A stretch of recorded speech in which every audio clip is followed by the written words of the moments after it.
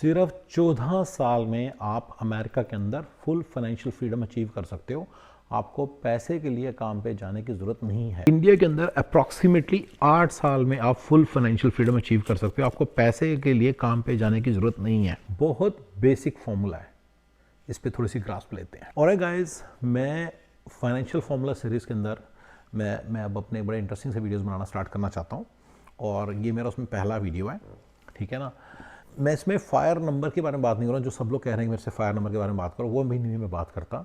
मैं बात करूँगा full financial freedom, which is totally same thing ही है। फुल फाइनेंशियल फ्रीडम बस मैं उसको इसलिए बोलता हूँ क्योंकि किसी बार ना एक बंदे ने बड़ा ऑब्जेक्ट किया गया था, तुम रिटायर अर्ली की बात कर रहे हो। मुझे रिटायरमेंट वर्ड से ही चिढ़ा है, एंड दैट इज़ ट्रू। हमारे FFF, मैं इसको फुल फाइनेंशियल फ्रीडम बोलता हूँ, right, and free and flexible time.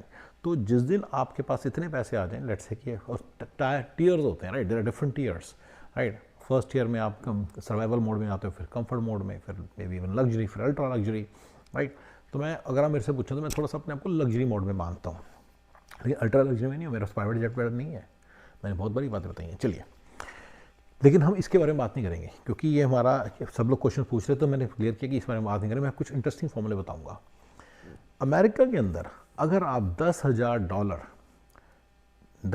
Per month FFF के प्रोजेक्ट्स, FFF के अकाउंट्स में डालते हो, 401k या रॉथ या this thing what you call it, कोई सर्प या ONRDB, ऐसे बहुत सारे अकाउंट्स हैं, ठीक है ना।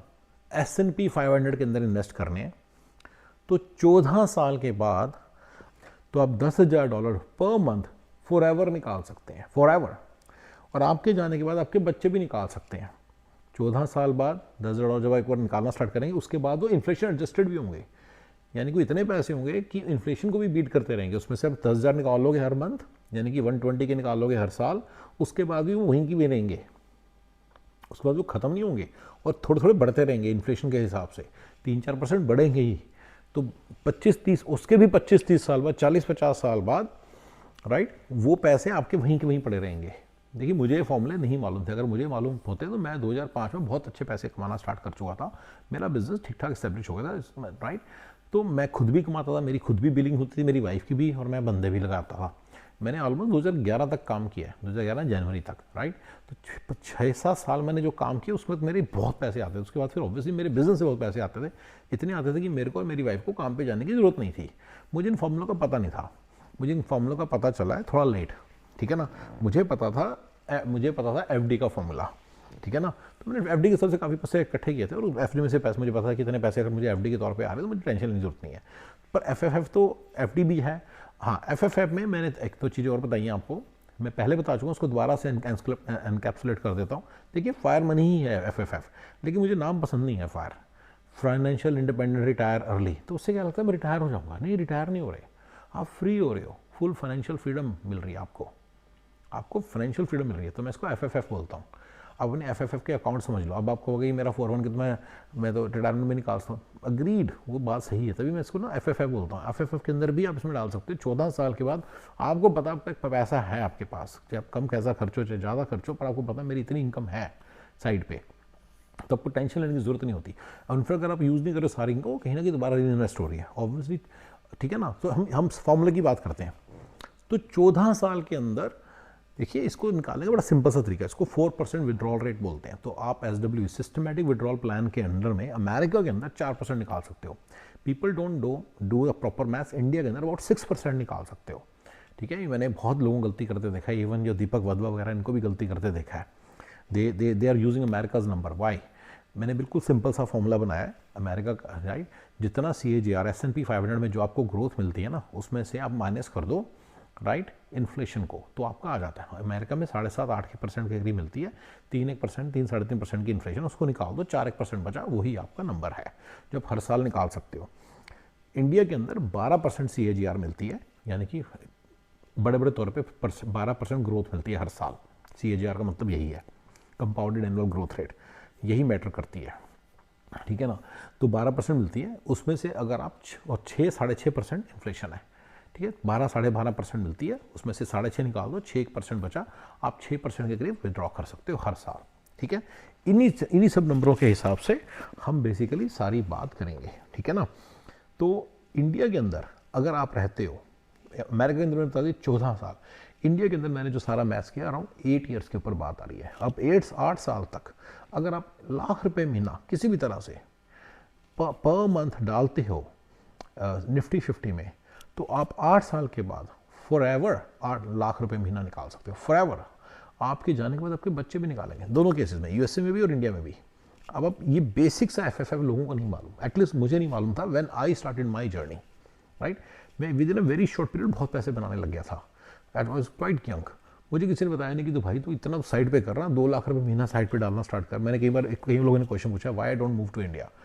अरे भैया, मुझे जब 2011 में मेरा स्वीट टाइम था, जब मैं जा सकता था, मुझे ये पता नहीं था कि अगर मैं सारे पैसे ऐसे निफ्टी 50 में डाल दूँ मुझे इतने पर महीने की इनकम हो जाए। मुझे इंटरेस्ट रेट तो मालूम था, पर वो फिर इन्फ्लेशन एडजस्टेड नहीं होता, तो पता था कि पैसे तो इतने इनफ नहीं है। तो समवेयर ना मुझे इन बातों का पता नहीं था। बट चलिए, अब मैं आपसे डिस्कस कर रहा हूँ, आप इसमें से निकालना। ये फॉर्मूला इतने तगड़े हैं ना, ये 14 साल वाला और 8 साल वाला फॉर्मूला इतना तगड़ा है ना। अच्छा, तो बड़े बड़े तौर पे इन नंबरों को समझना बहुत जरूरी है। सिंपल सा फॉर्मूला है, 14 साल, बस 14 साल आपने खटक के, मान लीजिए आपने 200 के डाल दिए, लेट्स से डॉक्टर है वो 200 के डाल देता है किसी तरह से, तो 14 साल में उसको 200 की इनकम हो जाएगी फॉर एवर, राइट। अच्छा, लेट्स से वो ना डाले, 14 साल डाल दे, उसके बाद दोबारा डालना बंद कर दे। अब आपने एक नोट किया कि वो पहले वाला जो उसने 14 साल उसके उसको 200 के जो भी लगा लो नंबर, मैंने 10 पहले 120 के लगाई थी ना, तो 100 के 20 के की इनकम है। अनदर 14 साल बाद उसको 120 पहले वाला जो लौट गया था उसकी भी होगी, सेकंड लौट गया था उसके भी पैसे उसने री इन्वेस्ट कर दिया ना, उसकी भी उसको हो जाएगी, तो इनकी 240 की इनकम होगी। आप समझ रहे हो। और अगर वो डालता भी रहे तो तीसरा लौट गया तो उसको 3 गुना इनकम हो जाएगी। Okay, if you don't understand, basically 28 साल बाद 3 गुना इनकम हो जाएगी। अगर आप 100,000 $120,000 एवरी ईयर डालोगे, $10,000 पर मंथ डालोगे, तो आपको 14 साल बाद $10,000 पर मंथ की इनकम हो जाएगी फॉर एवर। आपको भी होगी, आपके बच्चों को भी होगी। और अगर आप ये 10 डालते रहोगे अकाउंट के अंदर, अभी निकालना स्टार्ट नहीं करोगे, 28 साल भी कई बार बंदे काम करते हैं ना, जो बंदे 22 साल की उम्र में स्टार्ट किया है, 50 साल की उम्र तक तो काम करते ही रहेगा ना। तो 50 ईयर्स की उम्र में वो $30,000 पर मंथ निकाल सकेगा फॉर एवर। समझ रहे हो। ये मेरे लिए लेफ्ट हैंड प्ले था, मेरे लिए तो लेफ्ट हैंड प्ले था बैक 25 ईयर्स बैक। तो ट्रस्ट में मेरे लिए तो लेफ्ट हैंड प्ले था, बस मुझे तो पता नहीं था इन बातों का, तो इसलिए मैं आपको बता रहा हूँ, ठीक है ना। मैं इसीलिए कहता हूँ शादी भी जल्दी कर लो, क्योंकि आपका ये नंबर जो है जरा जल्दी अचीव हो जाएगा, क्योंकि आपकी वाइफ भी आपके हिसाब से। और मैं ये भी बता रहा हूँ कि कोई और ट्रू पैसिव इनकम सोर्स नहीं है। सब मैं बातें धीरे धीरे करके मैं आपके सामने रखा करूँगा। ट्रू पैसिव सोर्स नहीं है। मैंने बड़ी बार बनाया वीडियोस कि रियल एस्टेट के चक्कर में मत फंसो। मैं फंसा था। अमेरिका में होते हुए इंडियन रियल एस्टेट के चक्कर में मत फंसो, और इंडिया में होते हुए अमेरिका के रियल एस्टेट के चक्कर में मत फंसो। इंडिया में होते हुए रियल एस्टेट अगर आप लेते हो, आप लो, मैंने प्रूव किया कई बार कि वो उसके रिटर्न्स इक्विलेंट से ही हैं, निफ्टी 50 जैसे से ही हैं, राइट। मच मोर लिक्विड हैं और मच मोर सिक्योर हैं, मच मोर अनप्रॉब्लमेटिक हैं, एंड मच मोर उससे आप इनकम रीडिज़ाइन भी कर सकते हो। ये एक नया कॉन्सेप्ट इंट्रोड्यूस कर रहा हूँ। तो जब आप 120,000 डालते हो, आपके पास पैसे हैं, आपने डाले, आपने लेट्स से टैक्स सेव कर लिया, 401k में डाले। अब 14 साल बाद आप उसमें से 120 के निकालते हो, तो बंदा कहता है मेरे को टैक्स अब लग जाएगा।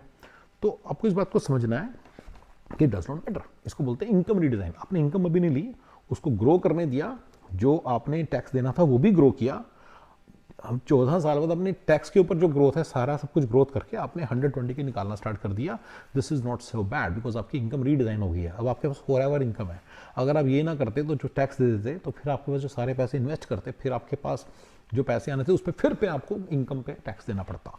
Making sense, right. तो ये इनकम रीडिज़ाइन को आप मतलब बिल्कुल भी इसको अंडरमाइन नहीं कर सकते, ठीक है। अब इंडिया के अंदर बात कर लेते हैं। इंडिया के अंदर 8 साल में बेसिकली आपको उतने ही पैसे निकाल सकते हो।